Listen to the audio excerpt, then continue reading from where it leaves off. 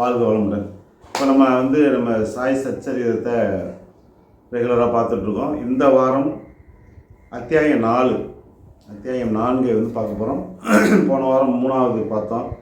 So இதை நீங்கள் ரெகுலராக இந்த கிளாஸ் முடித்ததுக்கப்புறம் நீங்கள் ஒரு நிமிஷம் உங்களுடைய சச்சரிதத்தை உங்கள்கிட்ட இருக்கிற சச்சரிதை எடுத்து பரட்டி அதை திருப்பி படித்து பார்த்தீங்கன்னா இன்னும் கொஞ்சம் நல்லாயிருக்கும்.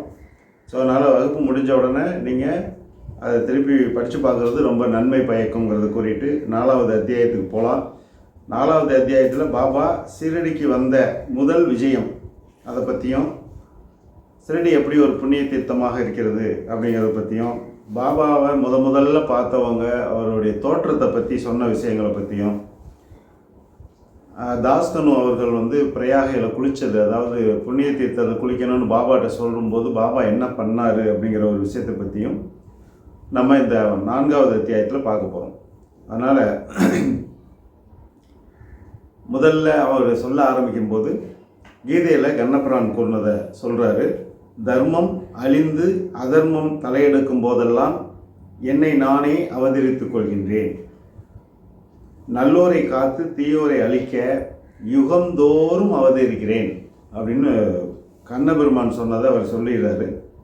ஸோ இதுதான் யுகந்தோறும் அவதரிக்கிறேன்னு கண்ணன் சொன்னதை தான் அவர் ஒவ்வொரு யுகத்திலையும் ஒவ்வொரு காலகட்டத்திலையும் மகான்களாகவும் ரிஷிகளாகவும் அவதரித்து கொண்டே இருக்கிறார் அப்படிங்கிறத இதில் வலியுறுத்துகிறாங்க.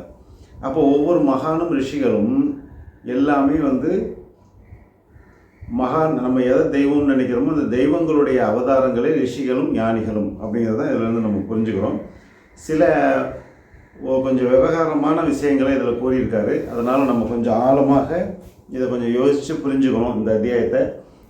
அதனால் இந்த யுகந்தோறும் அவதரிக்கிறேன் அப்படின்னு சொன்னதை வச்சுக்கிட்டு என்ன சொல்கிறாருன்னா, பாபாவுடைய அவதார நோக்கமும் இதுவாகும் அப்படின்னு அதில் ஸ்தாபிதம் பண்ணுறார். நல்லோரை காத்து தீயோரை அழிக்க யுகந்தோறும் அவதரிப்பது தான் பகவானின் அவதார நோக்கம், பாபாவின் அவதார நோக்கம் அப்படின்னு சொல்கிறாரு.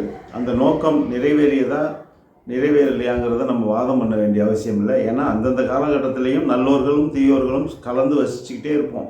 மகான்கள் அவர்களால் இயன்ற நற்கருத்துக்களை இந்த பூமியில் ஸ்தாபிதம் பண்ணிட்டு போகிறாங்க. அதை பார்த்து மாறுறாங்க. மாறாதவங்களை பற்றி இந்த மகான்களுக்கு கவலை இல்லை. ஏன்னா அவரவர்கள் விதியின்படி அவரவர்கள் கர்மாவின்படி என்ன நிகழுமோ அதுதான் நடக்குங்கிறது தான் இறை விதி. அதனால் அந்த இறை விதிக்கு நடுவில் அவர்கள் செய்ய வேண்டிய காரியத்தை செய்துவிட்டு பலன்கள் கிடைக்கிறதா இல்லையான்னு எதிர்பார்க்காமல் அவர்கள் சென்று கொண்டே இருக்கிறார்கள்ங்கிறது தான் இதில் ரொம்ப முக்கியமானது.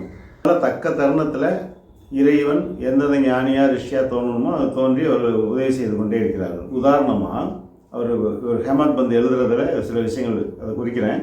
உதாரணமாக இருமுறை பிறப்பவர்கள், அதாவது அவர் கூறுறாரு, அதாவது பிராமணர்கள் அப்படிங்கிறாரு. இவர் கூறுற பிராமணர்கள் நீங்கள் நினைக்கிற பிராமணர்கள் இல்லை. அதை முதல்ல நம்ம கவனிச்சுக்கணும். அதை புரிஞ்சுக்கிட்டோம்னா தான் நமக்கு பிராமணர் துவேஷம் வராது. இதில் பிராமணர் துவேஷம் வர்ற அளவுக்கு அவர் எழுதியிருக்காரு. அதை நம்ம தவறாக எடுத்துக்கொள்ளக்கூடாது. இருமுறை பிறப்பவர்களை பிரம்மத்தை அனுசரித்து இறைவனை அனுசரித்து வாழ்கிறவர்கள் பிராமணர்கள் அப்படிங்கிற போக்கில் தான் அதை நம்ம கவனிக்கணும். அதாவது 2 முறை பிறக்கிறது எப்படின்னா, ஒரு தடவை அம்மாவின் அம்மாட்ட பிறந்துட்டோம். ஸோ அடுத்து குருவின் மூலமாக தீட்சை பெற்றதுக்கப்புறம் மீண்டும் நாம் ஒரு தடவை பிறக்கிறோம். அப்போ 2வது முறை பிறப்பது. ஞானம் அடைந்த பின் இருக்கிற வாழ்க்கையை இன்னொரு பிறப்பு அப்படின்னு உங்கள் வேதங்கள் சொல்லுது. அது மும்முசுக்கள்னு சொல்லுவாங்க. அப்படி 2வது தர பிறக்கும்போது, முதல் தர பிறக்கும்போது அவன் எவ்வளோ கீழ்த்தரமானாலும் சரி, இல்லை மேல் ஜாதியாக இருந்தாலும் சரி, 2வது முறை குருவின் கரம் பட்டு அந்த ஞான நிலையை எழுதினதுக்கு அப்புறம் அவன் புனிதமான பிராமண நிலையை எழுதுகிறான். நல்லா கவனிச்சுக்கணும். இது எடுத்த உடனே பிராமணன் சொன்ன உடனே டோட்டலாக நீங்கள் பிராமணனுக்கு போயிடக்கூடாது. 2வது பிறப்பு குருவின் கரம் பட்டு யார் வெளிப்படைந்து தியான நிலைக்கு போகிறாங்களோ அது 2ஆம் பிறப்பு. அந்த 2ஆம் பிறப்பு பண்ணுறவர்களை பிராமணர்கள் என்று கூறுகிறார். அடுத்து சத்திரியர்கள், வைசியர்கள் அவங்களுடைய கடமையை மறக்கும்போது, ஓகேங்களா, அவங்களுடைய கடமையை மறக்கும் போதும் அவங்களுடைய பதவியை சூத்திரர்கள் பறிக்கும் போதும்னு ஒரு வார்த்தை போடுறாரு. இது தவறான வார்த்தை தான். அதில் மாற்று கருத்து இல்லை. அந்த காலகட்டத்தில் ஹேமத் பந்த் அவருடைய அந்த ஜாதி மதம் எல்லாம் இருந்ததுனால அந்த சூத்திரர்கள்ங்கிற வார்த்தையை எங்கே போடுகிறார். நம்ம அதை பெருசாக எடுத்துக்க வேண்டிய அவசியம் இல்லை. ஏன்னா இந்த சூத்திரர்கள், பிராமணர்கள், சத்திரியர்கள், வைசியர்கள்ங்கிற விஷயங்களுக்கும் பாபாவுக்கும் சம்பந்தம் இல்லை. ஏன்னா பாபா இந்த மாதிரியான ஒரு சாமானிய விஷயங்களை இல்லை ஜாதி மதம் சார்ந்த விஷயங்களை பாபா கண்டிப்பாக சொல்லியிருக்க மாட்டார். அதனால் இது ஹேமாத் பந்தோடைய வார்த்தைகள். இவங்களுடைய பதவியை சூத்திரர்கள் பறிக்க முயலும் போது அப்படின்னு ஒரு வார்த்தை இருந்தார். சூத்திரர்கள் ஏன் அவங்கள போய் பறிக்கிறாங்க? ஆனால் சரி, பறிக்கிறவன் சூத்திரனாக தான் இருப்பாங்கிறது என்ன அர்த்தம் அப்படிங்கிற ஒரு லெவலில் இருக்குது. அதை நம்ம பெருசாக குழப்ப வேண்டாம். அடுத்து சொல்கிறாரு ஆத்ம ஞான போதகர்கள். இப்போ ஆத்ம ஞானத்தை பற்றி யாரெல்லாம் மக்களுக்கு போதிக்கிறாங்களோ அவங்கள மக்கள் மதிக்காமல் இருந்தாலும் அவமதித்தாலும் ஓகேங்களா, பகவான் அவதாரம் எடுத்து வருகிறார். புரியுதுங்க இல்லையா? எப்பப்பெல்லாம் என்னென்ன துன்பம் நடக்குமோ அப்படிங்கிறதுல ரொம்ப அழுத்தமான பாயிண்டாக ஆத்ம ஞான போதகர் அவமதிக்கப்படும் போது மகான்கள் இறைவன் அவதாரம் எடுத்து வருகிறாருங்கிறார். அப்போ ஆத்ம ஞானங்கிறது எவ்வளோ முக்கியமாக இதில் நோட் பண்ணப்பட்டிருக்கு பாருங்கள். அத்தியாயம் 4ல் தொடர்ந்து இந்த ஆத்ம ஞானம் நம்ம ஏற்கனவே சொல்லியிருக்கோம். ஆத்ம ஞானம்னா உன்னையே நீ அறிவாய்ங்கிறது தான். நீ ஆன்மாவை பற்றி அறிவதே ஆத்ம ஞானம். இரண்டாவது மறையவர். இங்கே அடுத்து வருது பாருங்கள். இப்போ பிராமணன்னா தெளிவாகிக்கணும்னு சொன்னோன்னா இப்போ அடுத்து வர்றது மறையவர்னு ஒரு வார்த்தை போடுறாரு. அதாவது நமக்கெல்லாம் தெரியாத ஒரு விஷயங்களை, இறைவனை பற்றி நமக்கு தெரியாது, அதை பற்றிய எல்லா விஷயங்களும் அறிந்த, மறைப்பொருளை அறிந்தவர்கள் அப்படின்னு வருது. அவங்க தான் உண்மையான பிரம்மத்தை அறிந்த பிராமணர்கள். மறையவர்கள் சந்தியாவந்தனம், சூரிய வணக்கம், காலையில் எழுந்திரிச்ச உடனே சந்தியாவந்தனம் மற்றும் தங்கள் மத பழக்க வழக்கங்களை செய்ய தவறும் போதும், யோகிகள் தியானத்தை புறக்கணிக்கும் போதும், மனைவி மக்கள் செல்வமே தங்கள் கருத்துக்குரிய ஒன்றே ஒன்று, அதாவது லௌகீக குடும்பம்தான் எனக்கு முக்கியம்னு மனிதர்கள் நினச்சி முக்திங்கிற ஒரு விஷயத்தை நினைக்காம போகும்போதும் ஞானிகள் கண்டிப்பாக இந்த பூ உலகத்தில் தோன்றுவார்கள். ஓகேங்களா? அப்போ இப்போ அந்த காலகட்டங்கள் இப்போ ரொம்ப மோசமாக போயிட்டுருக்கு இல்லையா? கவலையே பட வேண்டாம். இப்போ யாராவது ஒருத்தர் தோன்றுவார். தங்கள் மொழி, செயல், வழிகளால் காரியங்களை அவர்கள் அவதாரம் எடுத்து அவர்களுடைய சொல், செயல் இதன் மூலமாக அவர்களை நெறிமுறைப்படுத்துகின்றார்கள் என்று அவர் சொல்கிறார். இவ்வாறு பல ஞானிகள் தோன்றுறாங்க ஒவ்வொரு காலகட்டத்திலும், ஒவ்வொரு ஏரியாவுக்கு. உலகம் முழுவதும், தமிழ்நாடு, இந்தியான்னு நீங்கள் சுருக்கிடக்கூடாது, உலகம் முழுவதுமே நிறைய ஞானிகள் மனிதர்களை மாற்றுவதற்காக, அவங்களை மெய்நெறியை புரிந்து கொள்வதற்காக நிறைய மகான்கள் தோன்றிக்கொண்டே இருக்கிறார்கள். அப்பேற்பட்ட மகான்களை நமக்கு தெரியும். நிறைய ஞானிகள் மகான்களும் தோன்ற வழியில் பாபாவும் தோன்றினார் என்று ஒரு முத்தாய்ப்பாக அதை முடிக்கிறாரு. அடுத்த பாராவில் கொஞ்சம் சீரடியை பற்றி கொஞ்சம் புனிதமாக அதை பெருமையாக இது பண்ணுறாரு. அகமது நகர் ஜில்லாவில் உள்ள கோதாவரி ஆற்றங்கரையில் தான் ரொம்ப புனிதமான இடம். அகமது நகர் ஜில்லாவில், மகாராஷ்டிரா மாநிலம் அகமது நகர் ஜில்லாவில் கோதாவரி நதிக்கரை மிகவும் புனிதமானது. ஓகேங்களா? அதே மாதிரி நம்ம தஞ்சை மாவட்டத்தில் ஓடுற காவிரி கரையும் மிகவும் புனிதம் வாய்ந்தது தான். ஏன்னா அங்கும் நிறைய மகான்கள் இரு கரையிலும் தோன்றியிருக்கிறார்கள். உங்களுக்கு தெரியாத விஷயம் என்னென்னா, தஞ்சை மாவட்டத்துக்குள்ளே காவிரி புகுந்து காவேரி பூம்பட்டினத்திலே கடலில் கலக்கிற வரைக்கும் வடக்கு பக்கம் 108 வைஷ்ணவ ஆலயங்கள், தெற்கு பக்கம் 108 சிவாலயங்கள் இருக்கின்றது.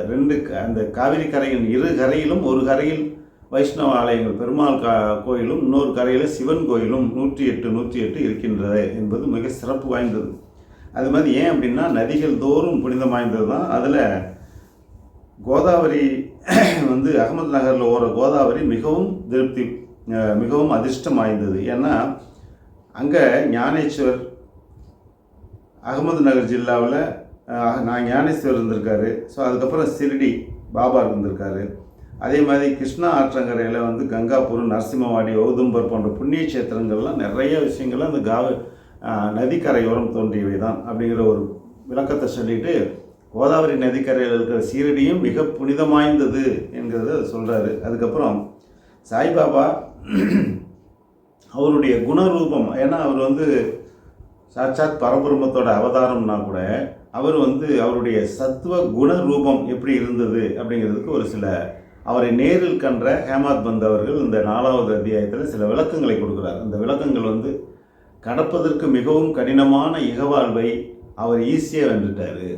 கடப்பதற்கு ரொம்ப கஷ்டமான லௌகீகமான வாழ்க்கையை அவர் ஈஸியாக வென்று விட்டார். அதனால தான் அவர் எந்த விதத்திலும் உணர்ச்சி வசப்படாமல் இருந்தார். அதாவது தன்னுடைய பக்தர்கள்ட்ட அவருடைய தவறான செய்கையினால் கோபப்பட்டார். அந்த கோபம் ஒரு உணர்வு அல்ல, அது தாய் குழந்தையிடம் காட்டுவது. ஆனால் வேறு எந்த விதமான ஆசாபாசங்களுக்கு உட்படாமல் இருந்தார். சாந்தி அல்லது மன அமைதி அவருடைய அணிகலன்களாக இருந்தது. அவர் எப்போதும் அமைதியாகவும் சாந்தமாகவும் இருந்தார். அதுவே அவருடைய அணிகலனாக இருந்ததுன்னு சொல்கிறாரு. அதுக்கு அடுத்தது இந்த வரியை நீங்கள் எல்லோரும் படிச்சிருப்பீங்க, ஆனால் அதை கடந்து போயிருப்பீங்க.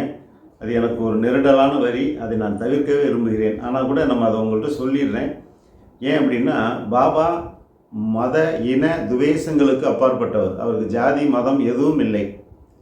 அவர் தன்னுடைய பிறப்பை கூட கடைசி வரைக்கும் யாரிடமும் சொல்லாமலே தவிர்த்து வந்தாருங்கிறத நம்ம ஆல்ரெடி ஏற்கனவே 2-3 அத்தியாயம் கவனித்தோம். ஸோ அதனால் அவர் எதை சார்ந்தும் கருத்துக்களை சொல்லியிருக்க மாட்டார் அப்படிங்கிறது ரொம்ப முக்கியமான விஷயம் மத ரீதியாக.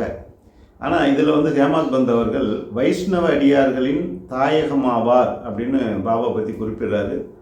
அந்த மாதிரி ஒரு சார்பான கருத்தை பாபா மேல் திணிக்கக்கூடாது அப்படிங்கிறது ரொம்ப அழுத்தமாக எடுத்துக்கங்க. ஏன்னா நமக்குள்ள பல பேரே அவரை பெருமாளுடைய அவதாரமாகவும் இல்லை சிவனுடைய அவதாரமும் பார்த்து முட்டாள்தனமான மூட நம்பிக்கைகள் பாபாவுடைய வழிபாட்டையும் திணிக்கிறோம். அப்படி திணிப்பது மகா பெரிய தவறுங்கிறத நீங்கள் அழுத்தமாக சொல்லிக்கொள்கிறேன். ஏன்னா இந்த வரிகள் முழுக்க முழுக்க பாபாவுடைய அடிகள் அல்ல. ஆனால் ஹேமாத் பந்த் பாபாவுடைய வார்த்தையை மீறி இருக்கிறார் என்பதை கவனத்தில் கொள்ளணும். பாபா என்ன சொன்னார்னா, பேனாவை எடுத்துக்கொள், பேப்பரை வச்சுக்கோ, எழுதுறதை நானே எழுதுறேன்னார். பாபா அப்படி இப்போ இந்த வார்த்தை வைஷ்ணவ அடியார்களின் தாயகமாவாருங்கிற வார்த்தை இப்போ பாபா எழுதுன மாதிரி ஆகுது. ஆனால் பாபா அப்படி எழுதியிருப்பாரானா ஒருபோதும் மாதிரியான கருத்துக்களை பாபா மக்களிடம் திணித்திருக்க மாட்டார் அப்படிங்கிறது நமக்கே, நம்ம சிற்றறிவு படைத்த நமக்கே அது விளங்கும். ஆகவே இந்த வைஷ்ணவ அடியார்களின் தாயகமாவாருங்கிற சொல் சைவ அடியார்களை பாதிக்க மனதை புண்படுத்தும் என்பதை கருதி அதை நீங்கள் எல்லோரும் அதை தவிர்க்க வேண்டும் என்று கேட்டுக்கொள்கிறேன். அதனால் அந்த வார்த்தைகளை இதில் இருக்கிறத நாம் நீக்கிக்கொள்வோம். 2வது, அவர் கர்ணனை ஒப்ப வள்ளல்களுக்கெல்லாம் வள்ளலாக திகழ்ந்தார். சாராம்சம் அனைத்திலும் பெற்ற சாராம்சமாக எந்த வேத விஞ்ஞானத்தை எடுத்திங்கனாலும் அதில் இருக்கிற சாராம்சமாக அவருடைய வாழ்க்கை இருந்தது.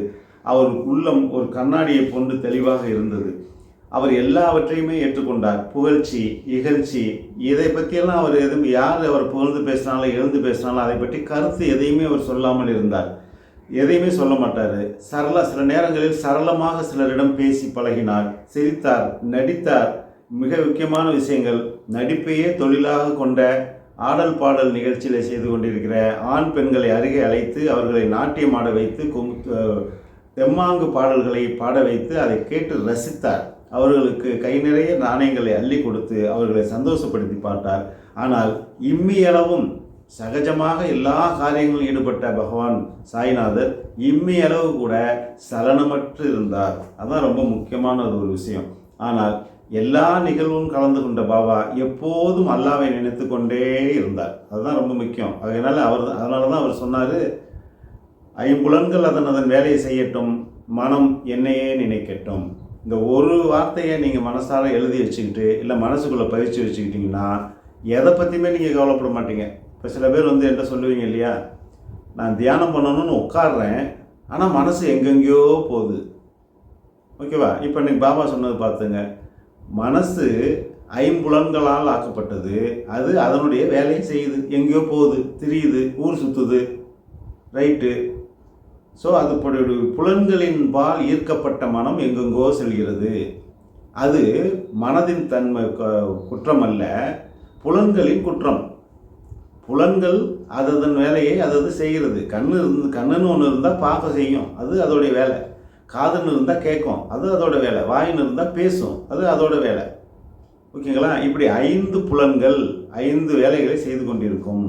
ஆனால் மனம் அதன் பின் செல்லாமல் என் பின் வரட்டுங்கிறார், என்னையே நினைக்கட்டுங்கிறார். ஓகேங்களா? அவர் சினிமா பார்த்துட்டு இருக்கும்போது கூட நீங்கள் சினிமாவில் ஆழ்ந்து போய் உணர்ச்சி பூர்வமாக அதோட இணைஞ்சு கதாநாயகம் விழுந்தால் அழுவுறீங்க, அவன் சிரித்தா நீங்கள் சிரிக்கிறீங்க. அப்போ பகவான் என்ன பண்ணுறார்? பகவான் உனக்காக காத்து கொண்டிருக்கிறவருக்கு பற்றி நினைக்கிறத மறந்துட்டுல உட்காந்துருக்கோம். அதனால் அது என்ன வேணால் நிகழட்டும், ஆனால் மனதிற்குள்ளாக இறைவனை பற்றுவதை விட்டு விடாமல் இருக்க வேண்டும்ங்கிறது தான் அவர் சொல்கிறார். அதனால் எல்லா விஷயங்களும் அவர் கலந்து கொண்டார். ஆனால் அவர் எல்லளவும் லௌகீகத்தினால் பாதிக்கப்படாதவராக இருந்தார். முழுக்க முழுக்க அவர் பிரம்மச்சரியத்தை அனுசரித்து வாழ்ந்தார் அப்படிங்கிறது தான் அதனுடைய ஒரு முக்கியமானது. அதனால் தினந்தோறும் நூற்றுக்கணக்கான கதைகளை அவர் கூறினார். மக்கள்கிட்ட நூற்றுக்கணக்கான கதைகளை கூறினார். நூற்றுக்கணக்கான கதைகளை கேட்டார். அவர் ஒருபோதும் அழுத்து கொள்ளாமல் ஒரு நாள் விட்டு ஒரு நாள் சாவடியை நோக்கி தூங்குவதற்காக நடந்து கொண்டே இருந்தார். அங்கே போய் தூங்குவார், மறுநாள் இங்கே வந்து தூங்குவார். ஒரு நாள் மசூதியில், ஒரு நாள் சாவடியில். அதை பற்றி எந்த விதமான ஒரு காழ்ப்புணர்ச்சியோ இல்லை வெறுப்போ அவர் கொண்டதே இல்லை. அவர் உண்மையாகவே ஒரு சித்தர். ஆனால் ஒன்றும் தெரியாதவர் போல் நடித்தார். உண்மையாகவே ஒரு சித்த பெருமான், ஆனால் அவர் எதுவுமே தெரியாதது போல் நம்மிடம் நடித்தார். அவர் எளிமையாகவும் தாழ்வாகவும் எப்போதும் கொஞ்சம் கூட அகங்காரம் இல்லாமலும் எல்லோரையும் மகிழ்வித்து கொண்டு அனைவரோடும் சேர்ந்து வசித்தார். இவரே சாய்பாபா. இதுதான் அவருடைய சத்துவ குணம். ஓகேங்களா, சத்துவ ஸ்வரூபம். இந்த ஞானத்தை அவர் கூடவே இருந்து கவனித்து எழுதியிருக்காரு. ஸோ அதுக்கப்புறம் சிறுடியில் இருக்கிற கற்கள், புல், பூண்டு, கொசு, ஈ, எறும்பு, ஈசல் அனைத்தும் புண்ணியம் செய்ததுங்கிறாரு. ஏன்னா அதை அவர் உருகி எழுதுறாரு. ஏன் அப்படின்னா பாபா வசிக்கிறாரே, அவர் கூட வசிப்பதனால் அவ்வளோ புனிதமானது அப்படிங்கிறார். ஸோ அதை பற்றி ரொம்ப கொஞ்சம் ஆழமாகவே அந்த பாராவை பண்ணுறாரு. இப்போ இந்த மாதிரியான ஒரு சத்துவ குணம் கொண்ட ஒரு மகா அற்புதமான பேராற்றல் பிடித்த ஒரு அவதாரத்தை முழுமையாக சரணடைந்து அவர் கூறுவதே வேதவாக்கு, அவரை வணங்குவதே இறைநிலையோட தன்மை என்பதை முழுமையாக சரணாகதி அடைஞ்சு ஒருவனே தேவன் அப்படின்னு இருந்துட்டோம்னா நம்மளுடைய மனம் பேதலிக்காது, எதை பற்றியும் கவலைப்படாது. நாளைக்கு என்ன இருக்குது, இது நடக்குமா நடக்காதாங்கிற ஒரு மனம் பிசகி நடக்காது. ஒரே சித்தாந்தத்தில் நடக்கும் அப்படிங்கிற சில விஷயத்தை சொல்லிவிட்டு அடுத்த விஷயத்துக்கு போகிறாரு. முதல்ல கௌலி புவா அப்படின்னு ஒரு ரொம்ப வயதானவர், அவர் வயது 95 இருக்கும், 95 வயதுடைய கௌலி புவாங்கிறவர் அந்த நாளையில் சிறுடி வழியால் பண்டரிபுரத்துக்கு வருடந்தோறும் நடந்து செல்வார். முதல்ல பாபாவை பற்றி ஒருத்தர் சொன்ன முதல் கூற்று, அவருடைய கருத்தை இதில் பதிவு பண்ணியிருக்காரு. அவர் பேர் கௌலி புவா. அவர் 95 வயதுடையவர். அவர் பண்டரிபுரத்துக்கு நடந்து செல்லுகையிலே பண்டரிபுரம் போய் 8 மாதம் அங்கே தங்கிடுவார். தங்கி இருந்து மனதார மனம், மெய், வாய் மூலமாக முழுமையாக பண்டரிநாதரை சரணாகதியாகி அவர் அங்கே முடிஞ்சளவு திருப்திகரமாக தரிசனம் பண்ணிட்டு திரும்பி வரும்பொழுது சிறுடியில் தங்குவார். இது இவருடைய ஒவ்வொரு வருடத்துடைய பழக்கம். அப்போ அவர் வேலை செய்கிறதுக்கு ஒரு ஆள், ஒரு கழுதை, தன்னுடைய துணிமணிகளை ஏற்றிக்கொள்வதற்கு ஒரு கழுதை எடுத்துக்கிட்டு வேலையாட்களை கூப்பிட்டு கொண்டு எப்பொழுதுமே வருவார். அப்படி வர்ற பட்சத்தில் சிறுடிக்கு தங்கிட்டு பாபாவை தரிசனம் பண்ணிவிட்டு அவர் கூர்ந்து நோக்குவார். கூர்ந்து நோக்கிக்கிட்டு அருகில் இருக்கிறவரோட அவர் சொல்லுவாராம், இவரே ஏழைகளிடமும் தீனர்களிடமும் கருணை காட்டும் மகா பெரிய கடவுளாகிய பண்டரிநாதன் விட்டலே இவர். பாபாவை பார்த்து, பண்டரிநாதன் விட்டல்கிட்ட நான் 8 மாதம் இருந்துட்டு வர்றேன், அங்கே என்னென்னலாம் பார்க்குறனோ, என்னென்னலாம் எனக்கு தோணுதோ அவை எல்லாமே பாபாவை பார்க்கும்போது நிகழ்கிறது, தோணுகிறது. எனவே பண்டரிநாதன் விட்டல் வேறல்ல, பாபா வேறல்ல, விட்டலனே பாபா என்று அவர் பிரகடனம் பண்ணுறார்.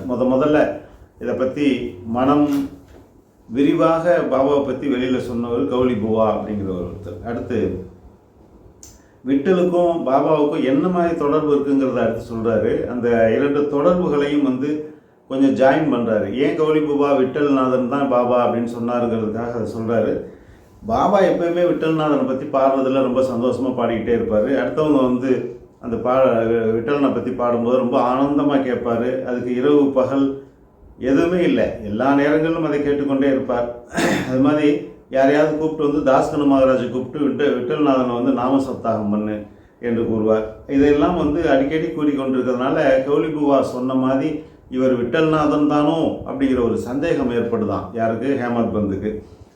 ஆனால் என்று அவர் பாபா எப்பயுமே அதை ப்ரூவ் பண்ணுற மாதிரி பாபாவும் தன்னுடைய வாய் வார்த்தைகளில் விட்டல்னு சொல்லிட்டு இருக்கார். ஒரு முறை தாஸ்கனு மகாராஜ் நான் நாம சப்தாகம் செய்கிறேன், 7 நாள் பண்ணுவேன், 7ஆவது நாள் எனக்குள்ளே என்ன வரணும்னா 7 நாள் பண்ணுவேன், 7ஆவது நாள் விட்டல்நாதனுடைய காட்சி கிடைக்கணும் அப்படின்னு பாபாட்ட சொல்கிறாரு.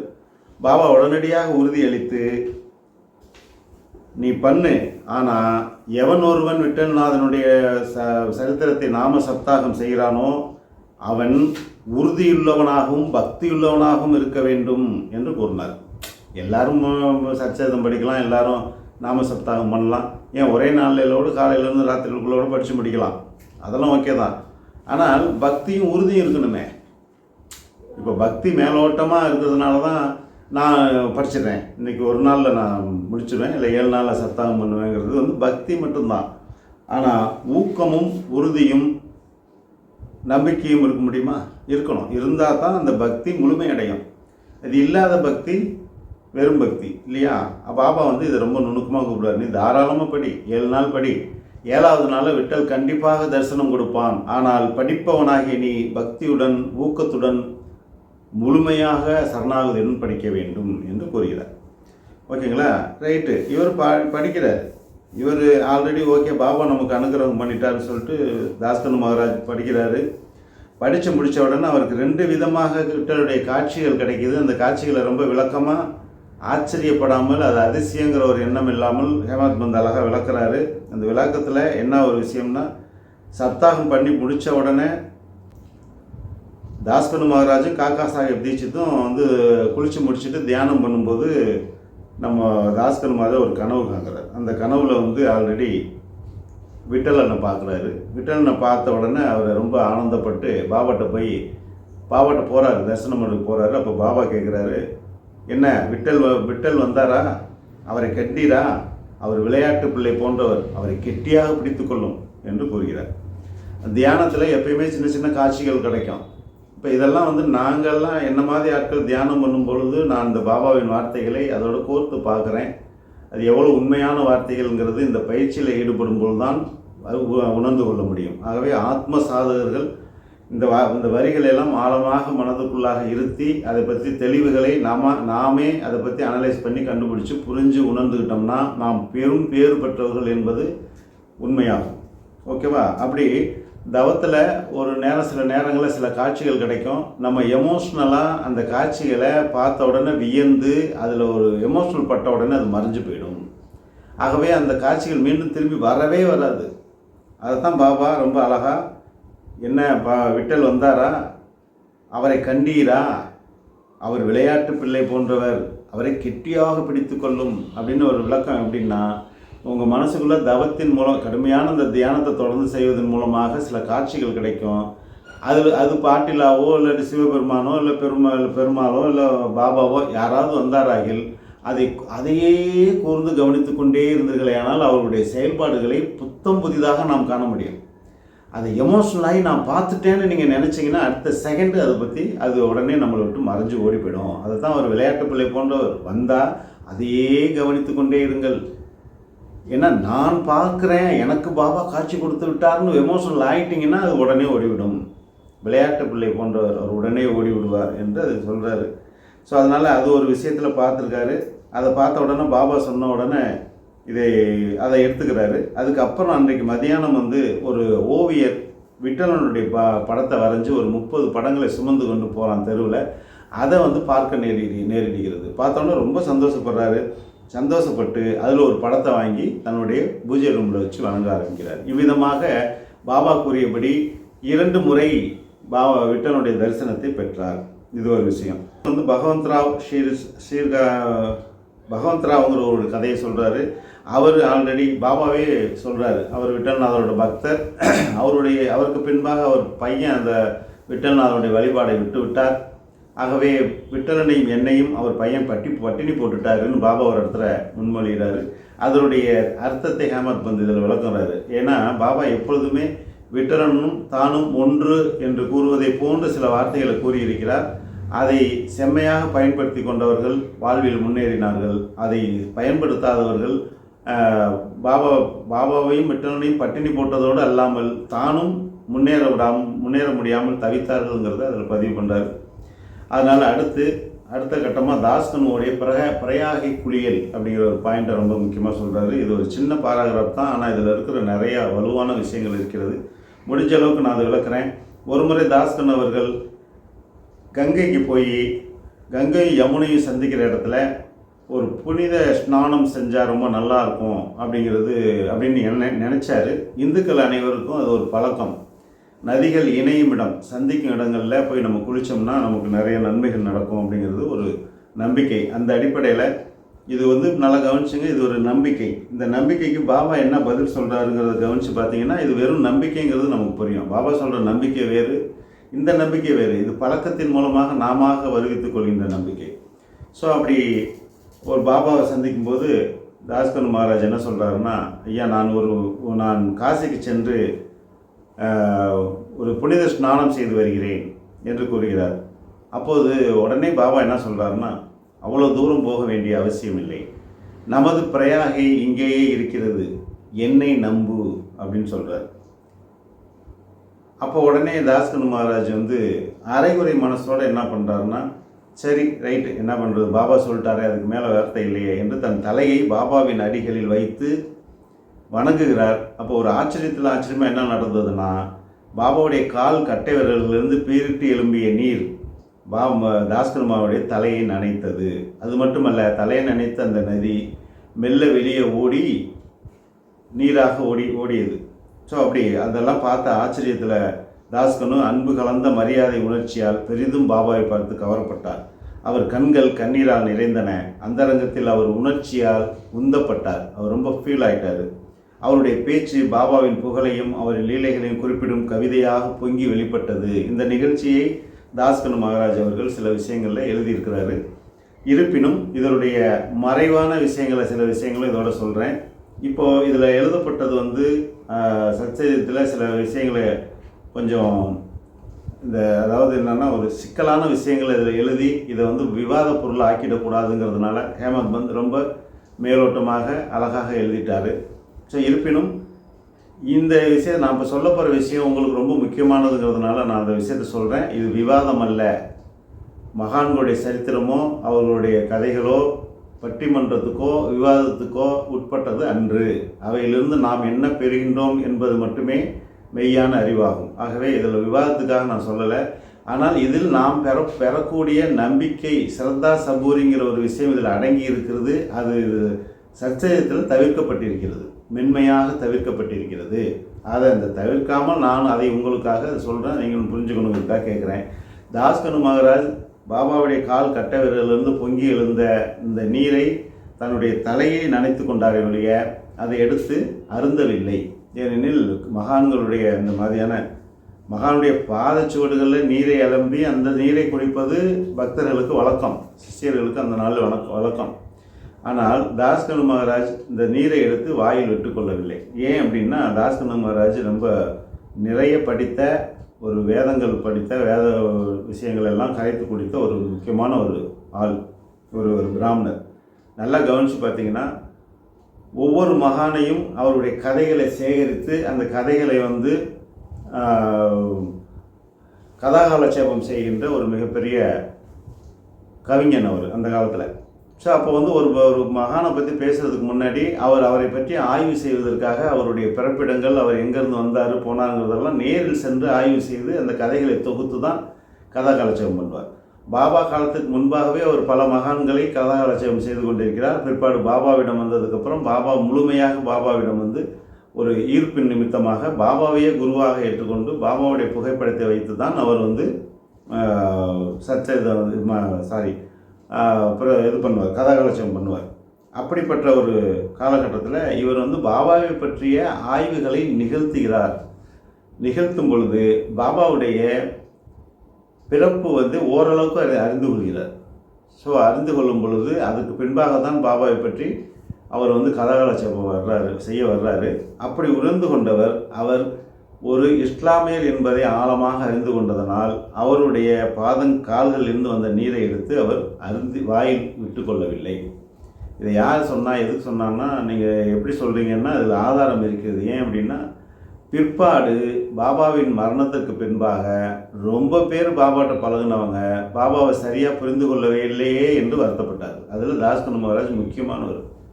ஏன் அப்படின்னா, பாபா வாழும்போது பரபிரம்மத்தோட அவதாரம்னு நான் அறியாமல் வாழ்ந்து விட்டேன்னு பின்னாடி அவரே தன்னுடைய சுயசரிதையில் எழுதியிருக்கிறார். அதை நம்ம பி.வி. நரசிம்மசாமி அவர்களும் அவருடைய சாய்பாபாவின் வாழ்க்கை வரலாறு நூலையும் பதிவு செய்திருக்கிறார் என்பதை இங்கே ரொம்ப முக்கியமாக குறிப்பிடணும். ஏன் அப்படின்னா இந்த செய்தி சச்சரித்தில் பதிவு செய்யப்படாமல் மேலோட்டமாக பக்தர்களுக்கு அதில் இருக்க நன்மையான விஷயங்கள் மட்டும் கொடுக்கப்பட்டிருக்கிறது. அதை நம்ம புரிஞ்சுக்கணும். அப்போது நாம் இவ்வளோ பாபாவின் அருகிலிருந்து நிறைய விஷயங்களை கற்றுக்கிட்ட தாஸ்கனு மகாராஜே தன்னுடைய மனதிற்குள் சின்ன அகங்காரத்தை வைத்திருந்தால் அந்த அகங்காரத்தின் மூலமாக பாபாவுடைய அந்த பரபிரம்மத்துடைய நேரடி உடலிலிருந்து வந்த நீரை அருந்த முடியாத அளவிற்கு அந்த அகங்காரம் தவிர்த்தது அப்படிங்கிறது இதில் ரொம்ப தெளிவாக இருக்குது. அதே மாதிரி நம்மளும் நிகழ்ந்துடக்கூடாது என்பதை உணர்ந்து கொள்ளுங்கள். உங்கள் அருகில் இருக்கும் குருக்களை நீங்களும் அப்படி தவற விட்டு விடாதீர்கள். ஜென்மாந்திரமாக திருப்பி கிடைக்காது. ஒன் டைம் தான். நற்குருக்கள் நல்ல கதியின் மூலமாக உமக்கு கிடைப்பாராயில் அவர் ஒரே ஒரு முறை தான் கிடைப்பார். அவரை தவற விட்டு விட்டீர்களேயானால் ஒருபோதும் இந்த ஜென்மத்தில் உங்களால் பார்க்க இயலாது என்பது இந்த பாராவிலிருந்து நம்ம புரிந்து கொள்ள வேண்டிய விஷயம். அதனால் பாபாவுடைய முன் ஜென்மத்தை பற்றியும் முதல்ல சிரடி விஜயத்தை பற்றியும் அடுத்த வரியில் அவர் சொல்கிறாரு. இப்போ இந்த முன் ஜென்மம் அயோனி ஜென்மத்தை பற்றி சொல்லணும் அப்படின்னாலே ஆல்ரெடி அதுக்குண்டான விளக்கத்தை சொல்கிறாரு பாருங்களேன். சாய்பாபாவின் பெற்றோர், பிறந்த இடம் இவற்றை பற்றி ஒருவருக்கும் தெரியாது. ஓகேங்களா? இதை நல்லா ஆழமாக மனசில் பயிற்சிங்க. ஏன்னா அடுத்தடுத்த விஷயங்களில் உங்களுக்கு இன்னும் சில விஷயங்கள்லாம் மாறப்போகுது உலகத்தில். அப்படி பாபா பக்தியிலும் நிறைய விஷயங்கள் உள்ள நுழையும். அவையெல்லாம் நாம் கவனத்தில் செலுத்த வேண்டிய அவசியம் இல்லை. இதில் இருக்கிற பாபா உயிரோடு வாழ்ந்த கட்டத்தில் எழுத இந்த சச்சரிதத்தில் எழுதியிருக்கிறது என்னன்னா, சாய்பாபாவின் பெற்றோர், பிறந்த இடம் இவற்றை பற்றி ஒருவருக்கும் தெரியாது. ஓகேங்களா? ஏன் அப்படின்னா ஒருவருக்கும் தெரியாது அப்படின்னா நல்லா கவனிச்சு பாருங்கள். இவங்கெல்லாம் வாழ்ந்தாங்க, பாபா கூடவே வாழ்ந்தாங்க. கிட்டத்தட்ட ஒரு 40 ஆண்டுகளாக பாபாவின் வாயிலிருந்து எதுவும் வரவில்லை. வந்துச்சுன்னா அவங்க எழுதியிருப்பாங்களே, சொல்லியிருப்பாங்களே. பலர் பல விதத்திலே விசாரணை மேற்கொண்டார்கள். பலர் பல விதங்களில் பாபாவின் வாயை பிடுங்கினார்கள். பாபா ஒருபோதும் அதை பற்றிய கேள்விகளுக்கு பதிலே அளிக்கவில்லை. ஏனெனில் அது அவசியமில்லை. நாம் சிரடி செல்வதும் பாபாவை தரிசிப்பதும் பாபா யார் என்று தெரிவதற்கா, நான் யார் என்று தெரிவதற்குள்ளவா? பாபா ஒவ்வொருவரும் ஒவ்வொரு நாட்களும் அவர் வாழ்ந்த காலத்தை கேட்டுக்கொண்டே இருப்பது என்னவென்றால், சிரடிக்கு என்னை தரிசிப்பது என்னை அறியவா அல்லது உன்னை அறியவா என்ற கேள்வியை அவர் கேட்டுக்கொண்டே இருந்தார். அதை நல்லா புரிஞ்சுக்கணும். அதனால் பல விசாரணைகள் செய்யப்பட்டன. பாபாவிடமும் மற்றவரிடம் பல கேள்விகள் கேட்கப்பட்டன. ஆனால் திருப்தியான பதிலோ செய்தியோ இதுவரை கிடைக்கவில்லை என்று அவர் ஹேமாத் பந்த் எழுதின 1910 வரைக்கும் எதுவும் கிடைக்கல அப்படின்னு இதில் பதிவு செய்திருக்கிறார். ஓகேங்களா? அவர் வாழ்ந்து மறைந்த வரைக்குமே கிடைக்கல. அதான் உண்மை. மறைஞ்சதுக்கப்புறம் தேடி பார்த்துட்டு கிடைக்கலன்னு நாம ஒரு கதையை புரிந்து கொண்டால் அதுக்கு பாபாவோ ஹேமாத் பந்தோ பொறுப்பு அல்ல. இவைகளை பதிலோ செய்தி இதுவரை கிடைக்கவில்லை. வழக்கத்தில் இவைகளை பற்றி நமக்கு ஒன்றுமே தெரியவில்லை. ஆஹா, எவ்வளோ அழகாக பதிவு பண்ணியிருக்காரு. ஆனால் அதாவது கெஸ் பண்ணுறாரு. அவருடைய அபிப்பிராயம் என்ன அப்படின்னா, சாதாரண மனிதர்களுக்கு ஒப்ப நாமதேவர், கபீர் முதலியோர் பிறக்கவில்லை. அவரை போன்று இவரும் பிறக்கவில்லை என்று நாங்கள் நம்புகிறோம் அப்படிங்கிறது தான் அதில் கொண்டு வந்துட்டுருக்காரு. ஓகேங்களா? அதனால் 2 பேருமே, நாமதேவர், கபீர் 2 பேருமே ஒரு ஆத்தங்கரையில் தான் கண்டெடுக்கப்பட்டார்கள். நாமதேவர் கோனாய்கள் பீமரதி ஆற்றிலும், கபீர் தமால் என்பவரால் பகீரதி ஆற்றிலும் கண்டெடுக்கப்பட்டார்கள். ஓகேங்களா? சாய்பாபா விஷயமும் அதை ஒத்தே இருக்கின்றது. பாபா 16 வயதான பருவத்திலே சிரடியில் ஒரு வேப்ப மரத்து அடியில் காணப்பட்டார். அவ்வளோதான். நதி மூலம் ரிஷி மூலம் அறியாத நோண்டாதீங்கன்னு கேட்குறாங்களே, அந்த மாதிரி 16 வயதிலே இளைஞராக முதலில் தோன்றினார். அப்போதே அவர் ஹேமாத் பந்த் உடனே 1910 தான் பார்க்குறாரு. பாபாவோட 70 வயதில் தான் பார்க்குறாரு. ஆனால் பாபாவை பற்றி இவர் என்ன விளக்கம் சொல்கிறாருன்னா, முதல்ல 16 வயசு பையனாக தோன்றினார். ஆனால் அப்போவே பிரம்ம ஞானத்தினால் நிரம்பியவராக காணப்பட்டார். நம்ம இப்போல்லாம் ஆத்ம ஞானம் பற்றி பேசிகிட்டு இருக்கோம். சச்சரிதம் முழுக்க உன்னையே நீ அறிவாய், ஆத்ம ஞானம். இந்த ஆத்ம ஞானத்தை முடித்ததுக்கு அப்புறம் தான் பிரம்ம ஞானம் நமக்கு வரும். ஓகேங்களா? ஆனால் இதை படிப்பாக நமக்கு கொடுக்குற அவதாரம் பகவான் என்ன சொல்கிறாருன்னா, அவர் வந்ததே பிரம்ம ஞானத்தோடு வந்திருக்கார். அவர் இருக்கிறதே பிரம்ம ஞானத்தோடையே இருந்திருக்கார். ஏன்னா யார் பேசுறது காதில் வாங்குறதில்ல, உணவு அவருக்கு முக்கியம் இல்லை, இரவு பகல் முக்கியம் இல்லை, உடையோ இருப்பிடமோ எதுவும் முக்கியம் இல்லை. ஆக ஏகாந்தத்தில் அவர் திளைச்சிருந்ததுனால அவர் பிரம்ம ஞானத்திலேயே இருந்தார், இறைவனை போன்றே இருந்தாருங்கிறத யார்கிட்டையோ கேட்டு, அப்போது சிறுவயதில் அவரை பார்த்தவர்களெல்லாம் சொல்லதின் மூலமாக இவர் கேட்டு எழுதியது. அவர் பிரம்மஞானியாகவே இருந்தார். கனவிலும் இவ்வுலக பொருட்களின் ஆசை அவருக்கு எல்லளவும் இல்லை. மாயையை அவர் எட்டி உதைத்து தள்ளினார். முக்தி அவர் தம் காலடியில் பணி செய்து கொண்டே இருந்தது. சீரடியை சேர்ந்தவரும் நானாசோப்தாரின் தாயவருமாகிய ஒரு பாட்டி அவரை முதலாக பார்த்தவர். அவர் பாபாவை இவரிடம் வர்ணித்தார். அந்த பாட்டிகிட்ட ஹேமாத் பந்த் கேட்டு எழுதின இந்த விஷயம். முதலில் வேப்ப மரத்து அடியில் ஆசனத்தில் அமர்ந்தவாறு காணப்பட்டார். அக்கிராமத்து மக்கள் இத்தகைய இளம் வயது உடையவன் வெப்பத்தையோ குளிரையோ பொருட்படுத்தாது அத்தகைய கடின பயிற்சியை பழகுவதை கண்ணுற்ற ஆச்சரியத்தால் தாக்கப்பட்டார்கள். பகலில் ஒருவரிடமும் அவர் பழகுவதில்லை. இரவில் ஒருவருக்கும் அவர் அஞ்சுவதும் இல்லை. இவ்விளைஞன் எங்கிருந்து வந்தான் என்று மக்கள் ஆச்சரியப்பட்டு ஒருவரை ஒருவர் கேட்டுக்கொண்டனர். ஒரு சாதாரண கவனிப்பே அவன் மீது எல்லோருக்கும் அன்பு கொள்ளும் அளவிற்கு அவனுடைய உருவ அம்சமெல்லாம் அத்தகைய அழகு பொருந்தியதாக இருந்தது. அவன் ஒருவர் வீட்டிற்கும் செல்வதில்லை. எப்போதும் வேப்ப மரத்தடியிலே உட்கார்ந்திருந்தான். வெளித்தோற்றத்துக்கு இளைஞனாக காணப்பட்ட அவனுடைய செய்கைகள் உண்மையிலேயே ஒரு பரமாத்மா என்பதை வெளிப்படுத்தின. ஏன்னா 16 வயசு பையன் இப்போல்லாம் எப்படி அலையுதுன்னு பார்த்துங்க. இப்போல்லாம் இந்த உலகத்தில் 16 வயசு பையன் கஞ்சாவை போட்டுட்டு ட்ரெயினில் போகிற சாதாரண ஒரு இளைஞனை அருவாளால் வெட்டுறானுவோம். இவங்களும் மனிதன் தானே இந்த உலகத்தில், இல்லையா? ஆனால் 16 வயது பாலகனாக எம்பெருமான் பாபா பிரம்மத்தை போன்றே காணப்பட்டார். பார்க்கும்போதே ஒரு வசீகரமான தோற்றம். அவர் பேசுவதில்லை. ஆனால் நம்முடைய மனமோ அவரிடம் பேசுவதற்கு விரும்புவதில்லை. ஏனெனில் உடனடியாக மெல்ட் ஆகிடுது. அவரை பார்த்த உடனே மனசுக்குள்ளே ஒரு ஏகாந்தமான ஒரு ஆனந்தம் வந்துடுது. பேசுகிறதுக்கு என்ன வேலை இருக்குது? இப்போல்லாம் நம்மளை பார்த்தா மணிக்கணக்காக பேசுகிறாங்க. 24 hours நம்மளை விடாமல் பேசுகிறாங்க. அப்போ நம்மகிட்ட இன்னும் பிரம்மம் அல்ல, இல்லையா? அதுதான் காரணம். ஸோ அப்படி முழுமையான பிரம்மமே வந்ததுனால யாரும் அவரிடம் பேசுவதற்கு, அதாவது என்ன பேசுறதுக்கு வாய்ப்பே இல்லை. வாய் வரமாட்டேங்குது. பரபிரம்மத்தை பார்க்கும்போது எப்படி பேச்சு வரும்? அந்த மாதிரி இருந்ததான். ஸோ அதனால் அவரோட வேண்டுதல் வேண்டாமை எந்த நிகழ்வும் இல்லை. இப்படி இருக்கிற ஒரு காலகட்டத்தில் அந்த ஊருடைய காவல் தெய்வமாகிய கந்தோபா அப்படிங்கிற ஒரு காவல் தெய்வம், இன்றைக்கி நீங்கள் போனாலும் சிறுடியில் முதல் நம்ம வரவேற்பது கந்தோபா ஆலயம். அது சிவபெருமானுடைய ஆலயம். அது கிராம தேவதையாக அக்காலத்தில் வழிபட்டு வந்தது. இந்த மாதிரி நிகழ்ந்து கொண்டே இருக்கும்போது இப்படிப்பட்ட ஒரு மனிதன் 16 வயதுடைய பாலகன் உட்காந்துருக்கான். இரவு பகல் தூங்க மாட்டேங்கிறான். யாரை பற்றி யாருக்கும் எதுக்கும் அஞ்ச மாட்டேங்கிறான், துஞ்ச மாட்டேங்கிறான். சாப்பாடு யார்ட்டையும் ஒரு வீட்டிலும் போய் இறக்க மாட்டேங்கிறான். இவன் எப்படி வாழ்கிறான், எப்படி சாப்பிட்றான், எப்படி இவ்வளோ அற்புதமான தவ பயிற்சியில் கண்ணை மூடிக்கொண்டு அப்படியே உட்காந்துருக்கானே அப்படின்னு ரொம்ப பிரயாசைப்பட்ட மக்கள் எல்லோரும் ஒன்று கூடி நின்று ஆசுவாசப்படுத்தி கொண்டிருக்கும் நேரத்திலே அங்கிருந்த ஒருவனுக்கு கந்தோபா சாமி விட்டது. அந்த சாமி வந்த உடனே நிகழ்ந்த நிகழ்வுகளை கந்தோபா விவரிக்கிறாரு. சாமி பிடித்து ஆட்ட உடனே இருக்கிற மக்கள் எல்லோரும் நீ யார் என்று கேட்கும்பொழுது உங்களுக்கெல்லாம் தெரியும் சாமி வந்தவுடனே எப்படி கேட்பாங்க. அந்த மாதிரி கேட்ட உடனே நான் கந்தோபா வந்திருக்கிறேன் என்று அந்த இளைஞன் கூறுகின்றான். கூறின உடனே ஒரு மண்வெட்டி எடுத்து வாருங்கள் என்று கூறிட்டு அந்த கந்தோபா சாமி வந்த இளைஞன் ஒரு இடத்த சுட்டி காட்டி இதை நோண்டுங்கள், இதை தோண்டுங்கள் என்கிறார். ஒருவன் அதை மண்வெட்டியால் அதை தோண்டும் பொழுது ஒரு அடி அரை அடி தோண்டின உடனே செங்கற்களை அடுக்கி வைத்தது போன்று ஒரு பீடம் காணப்படுகிறது. அதை மெதுவாக ஒன்றாக வெளியில் எடுக்கிறார்கள். எடுத்ததுக்கப்புறம் உள்புறமாக இறங்குவதற்கு ஒரு படி இருக்கிறது. அந்த படியின் மூலமாக இறங்கி சென்றால் அங்கே 10க்கு 10 ஒரு அறை, அது நடுவிலாக ஒரு சமாதி, அதை சுற்றி விளக்கு எரிந்து கொண்டிருப்பதை மனிதர்கள் எல்லோரும் பார்க்கிறார்கள். இதில் என்ன ஒரு ஆச்சரியமானதுன்னா, அது தரையாக மண்தரையாக மூடப்பட்டு கிடந்தது. இந்த கந்தோபா கடவுள் சாமி பிடித்த இளைஞன் கூறியபடி வெட்டி எடுத்ததும் உள்ளே ஒரு அந்தரங்கமான அறையும், அந்த அறைக்குள் ஒரு சமாதி பீடமும், அதை புத்தம் புதிய பூக்களால் போர்த்தப்பட்டதும் 4 விளக்குகள் அங்கே ஒளிவிட்டு பிரகாசித்து கொண்டிருப்பதும் நிகழ்ந்ததை பார்த்தவுடன் மக்கள் எல்லோரும் அதிசயித்து போனார்கள், ஆச்சரியத்து போனார்கள்.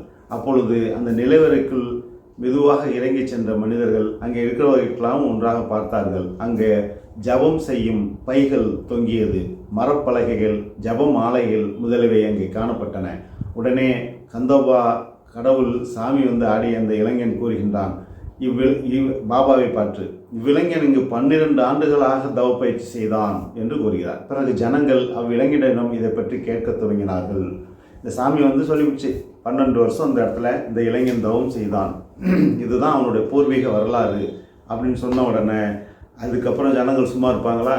எல்லோரும் நச்சரிக்க துவங்கினார்கள். அந்த பாலகனிடம் எப்படி செய்த, என்ன செஞ்ச, எப்படி இருந்த அப்படிங்கிறதெல்லாம் அவர்கள் கேட்டு தொந்தரவு செய்தார்கள். அப்பொழுது பாபா இந்த தொந்தரவிலிருந்து தப்பிப்பதற்காக ஒரு வார்த்தைகள் கூறுகிறார். என்ன சொன்னார்னா, இது என் குருவின் சமாதி, என் குருவின் இடம். அவர் அதை நான் செஞ்சேன், நான் போனேன் வந்தெல்லாம், நான் அதெல்லாம் செய்யலை அப்படின்லாம் அவர் மறுத்து கொண்டிருக்கவில்லை. ஏனென்றால் அவர் பரமாத்மா இல்லையா, மகா ஆத்மா இல்லையா. அதனால் இந்த வார்த்தைகளை எல்லாம் அவர் கட் பண்ணி விடுறதுக்கு முயற்சி செய்தார். அதன் அடிப்படையில் இது என்னுடைய குருவின் சமாதி என்று ஒரே வார்த்தையில் முடித்து கொண்டார்.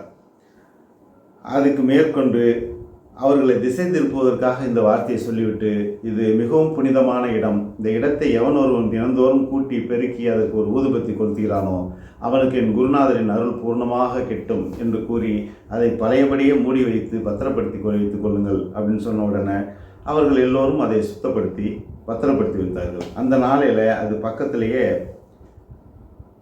எல்லா மரங்களும் இருக்கும்போது இவருடைய பாபாவுக்கு விருப்பமாகவும் அவர் சுட்டி காட்டிய அந்த குருஸ்தான், இன்றைக்கு நம்ம குருஸ்தான் அதை போய் வணங்குகிறோம். அந்த குருஸ்தானத்தையும் ஒரு வேப்ப மரம் இருந்தது. இன்றும் அந்த வேப்ப மரத்தை நாம் சிறுடியில் செல்லும்போது நாம் அதை காணலாம். ஸோ எப்படி மற்ற இறைநிலைகளுக்கெல்லாம் அரச மரமும் அத்தி மரமும் புனிதமாக்கப்பட்டிருக்கிறதோ அதுபோன்றே நம்முடைய பகவான் சாய்நாதருக்கு வேப்ப மரம் அங்கு புனித மரமாக இன்றும் ஸ்தல மரமாக ஓங்கி நிற்கிறது. அதை நாம் பார்த்து சாஷ்டாங்கமாக நமஸ்காரம் செய்து வர வேண்டும். அங்கே குருஸ்தான் என்று பாபா எப்போதுமே அதை திசை திருப்பினாரா என்ன செஞ்சான்னு கிடையாது. குரு வழிபாட்டை அங்கே மேன்மைப்படுத்துவதற்காக அந்த விஷயத்தை கூறி சென்றிருக்கிறார். நாம் பேசின மாதிரி இறைவனை அடைவதற்கு குரு மார்க்கமே சிறந்தது அப்படிங்கிறதுக்கு ஒரே நூல், அழுத்தமாக சொல்லக்கூடிய நூல் சாய் சச்சரிதம் அப்படிங்கிறத புரிஞ்சுக்கிட்டு அந்த குருஸ்தானை வணங்கி வருவோம். அடுத்ததாக இந்த வேப்பமரம் இருக்கிற இடம், அதை சுற்றி இருக்கிற இடம், இது எல்லாம் என்ன பண்ணுறாங்க, ஹரி விநாயக் சாடே அப்படிங்கிற ஒருத்தர் அதெல்லாம் பாபாவுடைய பக்தர். இவையெல்லாம் பாபாவுக்கு நமக்கும் சொந்தமாக இருந்தால் ரொம்ப நல்லா இருக்குமேன்னு சொல்லிட்டு அந்த ஹரி விநாயக் சாடே அப்படிங்கிறவர் அதெல்லாம் வாங்குறாரு.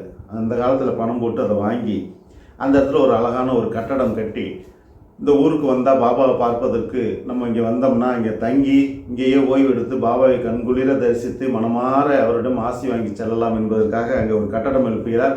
அதற்கு சாடே வாடா என்று பெயர். இன்றும் அந்த சாடே வாடாவில் மருத்துவமனை, அதுக்குள்ளாக சிறுடியோடைய பாபாவுடைய குருஸ்தானுக்கு எதிராக மருத்துவமனையும் அண்டு அன்னதான அந்த டொனேஷன் கொடுக்குற கவுண்டர்லாம் அங்கே அந்த கட்டடத்தில் செயல்பட்டு கொண்டிருக்கிறது. இப்போ நம்ம போகும்போது அதையும் நம்ம சாடேவாடா அப்படிங்கிறத நம்ம பார்க்கலாம். ஸோ அதை தவிர அங்கேயே தான் நம்ம அந்த கண்காட்சி பாபாவுடைய பொருட்கள் எல்லாம் வைத்திருக்கும் இடமும் அந்த கட்டிடத்தில் தான் இயங்குகிறது. இரண்டாவது, அவர் கட்டி முடித்ததுக்கப்புறம் புனித யாத்திரிகர்களுக்காக அது தங்குற ஒரே இடம் அந்த சாடேவாடா தான். அது கட்டி முடித்ததுக்கப்புறம் தீட்சித்துங்கிறவர் பம்பாய் வைக்கல், அவர் தான் உங்களுக்கு தெரியும், நம்ம தீட்சித் வாடா. அந்த தீட்சித்துங்கிறவர் தான் பின்னாடி அவர் கட்டின கொஞ்ச நாளுக்கு அப்புறமே அவர் ஒரு கோயில் இடம் வாங்கி அங்கேயே கோயில் கட்டுறாரு. அது ரொம்ப பெரும் பொருட்செலவில் கட்டுறாரு. பிற்பாடு அந்த கட்டடம் தான் பாபாவுடைய சமாதி மந்திராக மாற்றப்பட்டதுங்கிறதுனால அது தெரியாது. ஆனால் அது ஒரு கிருஷ்ணன் கோவிலாக மிக பிரம்மாண்டமாக தீட்சித் என்பவர் கட்டினார். ஸோ இதெல்லாம் முடிஞ்சு இந்த சாதேவாடாவுக்கும் இந்த தீட்சித் வாடாவுக்கும் இடையில் இருக்கிற இடங்களில் ஒரு தங்குமிடம், படிக்கட்டுகள் எல்லாமே அமைச்சு அந்த இடத்துல ஒரு மேடை மாதிரி வைத்து வடக்கு நோக்கி அங்கே பக்தர்கள்லாம் அமர பாபாவுடைய பிரசங்கத்தை கேட்பது அந்த காலத்தில் வழக்கமாக இருந்தது. இவையெல்லாம் நிறைய மாறுதலுக்கு உட்பட்டு இப்போ சாய் சனஸ்தானால் மிக விரிவாக அந்த ஆலயம் பாபாவுடைய சமாதி விரிவாக கட்டப்பட்டு பக்தர்களுக்காக காட்சியளித்து கொண்டிருக்கிறது. இவையெல்லாம் நாம் பயன்படுத்தி கொண்டிருக்கிறோம். அதை தவிர 1910 தான் இந்த கட்டடங்கள் கட்டுறதுக்கு அஸ்திவாரம் போடப்பட்டது. பெரிய ஒரு ஆச்சரியம் என்னன்னா, 10ஆவது தேதி 12ஆவது மாதம் டிசம்பர் மாதம் 1910 அஸ்திவாரம் இடப்பட்டு அதே அடுத்த வருடம் 1911ஆம் வருடத்தில் ராமநவமி தினத்துக்கு அன்றைக்கு முழுமையாக அது கட்டி முடிக்கப்பட்டது. ஒரு வருஷத்தில் இந்த கட்டடம் கற்கட்டடம் அது கட்டி முடிக்கப்பட்டு பக்தர்களுடைய வசதிக்காக அவர்கள் தங்குவதற்காக வைக்கப்பட்டது. இதெல்லாம் இப்போ நீங்கள் நல்லா கவனித்து பார்த்தீங்கன்னா ஒரு வருஷத்தில் அவ்வளோ விரைவாக வேலை செய்யப்பட்டிருக்குது, வேலை நடந்திருக்குதுங்கிறதெல்லாம் நமக்கு ஆச்சரியம் கலந்த ஒரு விஷயம். அது தவிர இந்த சமாதி மந்திருக்கு, அதாவது நான் ஒரு பாபா தங்கியிருந்த, நல்லா கவனித்து பாருங்கள், இதில் ஒரு அற்புதமான ஒரு விஷயம் இருக்குது. ஏன்னா இந்த கட்டடத்துக்கு ஏராளமான பணம் செலவிடப்பட்டது. அது பின்னாடிலாம் உங்களுக்கு தெரியும். ஸோ இந்த கட்டிடத்திற்கு முன்னாடி நல்லா போட்டிருக்காங்க பாருங்கள், இந்த பாபா சமாதி மந்திர் என்று வழங்கப்படுகிறது. இவ்விடத்தின் முன்னால் பாபா தண்ணீர் விட்டு கவனித்து வந்த ஒரு தோட்டம் இருந்தது. இப்போ நீங்கள் தோட்டம் எங்கே இருக்குன்னா இந்த கட்டடத்துக்கு பின்னாடி இருக்குது. இதெல்லாம் நம்ம கூர்ந்து கவனிச்சிங்கன்னா உங்களுக்கு இதில் தவறுக்காக நம்ம எதுவும் சொல்லலை. சில ஆதாரங்கள், சரித்திர ஆதாரங்களை நம்ம வந்து கவனித்து பார்க்கணுங்கிறதுக்காக சொல்கிறேன். இதில் அழகாக போட்டிருக்கிறாங்க, சமாதி மந்திருக்கு முன்னர் பாபா தண்ணீர் விட்டு கவனித்த ஒரு தோட்டம் இருக்கிறது. ஓகேங்களா? இப்படி இப்போ இந்த தோட்டம் எப்படிங்க இருக்குன்னா, இப்போ பின்னாடி இருக்குது இல்லையானா, பின்னாடி உள்ளது பிற்பாடு பாபாவுடைய நினைவாக அவர் அமைத்த தோட்டத்தின் நினைவாக கட்டப்பட்டது. ஆனால் இவங்க சொல்கிறபடி முன்னாடி அப்படின்னீங்கன்னா, அந்த சமாதி மந்திருக்கு முன்னாடி வந்தீங்கன்னா சாவடி வரும். சாவடிக்கு பின்னாடி பார்த்தீங்கன்னா ஒரு 10க்கு 10 இடத்துல இன்றும் அந்த தோட்டம் ரோஜா பூக்களோடு பூத்து குலுங்குகிறது. செல்பவர்கள் அதை கவனித்து பாருங்கள். ஆகவே பாபா வளர்த்து வந்த தோட்டம் சாவடிக்கு பக்கத்தில் இருக்கிறது. ஓகேவா? அதுதான் முக்கியமாக பார்த்துக்க வேண்டிய விஷயம். அதனால் அந்த காலத்தில் வந்து சாடை வாடாவும் தீட்சித் வாடாவும் ரொம்ப பேருக்கு ஆன்மீகத்தை வளர்ப்பதற்கும் அங்கே தங்கி இருந்து பாபாவை தரிசிப்பதற்கும் நிறைய பேருக்கு அது பயன்பட்டது அப்படிங்கிறத நம்ம பார்க்குறோம். அது அனைவருக்கும் சாடைவின் வாடா நிரம்ப பயன்பட்டதை இதில் சொல்லி முடிச்சுட்டு, அடுத்த அத்தியாயத்தில் நம்ம வந்து பாபா எப்படி இந்த தோட்டத்தை வளர்த்தாரு, வாமன் தாத்தையோட உதவியோடு எப்படி பார்த்தாரு, சிறுடியில் வந்து தற்காலிகமாக பாபா இல்லாமல் இருந்த காலகட்டங்களை பற்றியும், ஜானகிதாஸ் கங்காஹிர் அப்படிங்கிற அவங்களுடைய தேவிதாஸ், ஜானகிதாஸ், கங்காதீர் அப்படிங்கிற 3 மகான்களோட பாபா கலந்து பேசி அவங்களோட இணைந்திருந்த கால தருணங்களை பற்றியும் அடுத்த அத்தியாயத்தில் சொல்கிறேன்னு சொல்லி இந்த அத்தியாயத்தை சாய் பணிக அனைவருக்கும் சார்ந்து நிலவட்டும் கூறி அன்போடு அதை முடிக்கிறாரு. நாமும் இதை முடிப்போம். அப்பப்போ சில விளக்கங்களோடு பார்க்கலாம். இந்த அத்தியாயங்களில் ஒரு சில அத்தியாயங்களில் சிலருடைய கதைகளை மட்டுமே இருக்கும். அந்த கதைகளை அடுத்த முறையில் கதைகளுடைய ஆழமாக நம்ம உள்ளே நுழைஞ்சு மேலும் மேலும் சச்சரித்தை மேலும் ஆழமாக நம்முடைய மனதிற்குள்ளாக இருத்தி பாபாவுடைய பக்தியை முழுமையாக நம்ம அறிந்து கொண்டு அதை ஞான மார்க்கமாக நம்முடைய நடவடிக்கையின் மூலமாக தெளிந்து அதன்படி பின்பற்றி நாமும் நம்முடைய சந்ததியினரையும் சீரும் சிறப்புமாக வளர்வதற்கு பாபாவுடைய அனுகிரகத்தை பெற்று நாம் அனைவரும் ஆனந்தமாக இன்புற்றிருப்போம் என்று கூறி இந்த சச்சரித்தை முடித்துட்டு நம்ம எல்லாரும் தியானத்துக்கு போகலாம்.